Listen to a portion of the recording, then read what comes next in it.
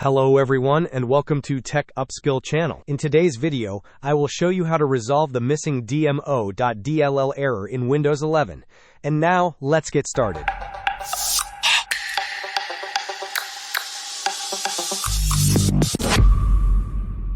If you are encountering the error stating that DMO.dll is missing on your Windows 11 system, there are a couple of effective solutions we can try. First, let us address the Microsoft Visual C++ Redistributable.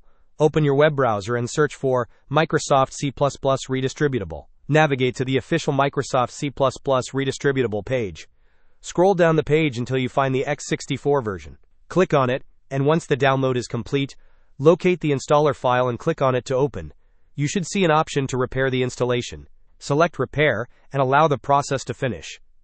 If repairing the C++ Redistributable does not resolve the issue, we will move on to using the System File Checker tool. Open the Windows search bar and type Command Prompt.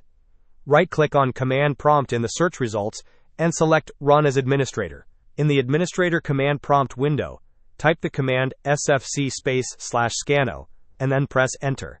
This command will initiate a scan of your system files and attempt to repair any corrupted or missing files. This process can take a considerable amount of time, so let it run in the background while you continue with other tasks. Minimize the command prompt window and allow it to complete its operation. Hope this was helpful. Don't forget to like and subscribe if you enjoyed. As always, thanks for watching, and I will see you in the next video.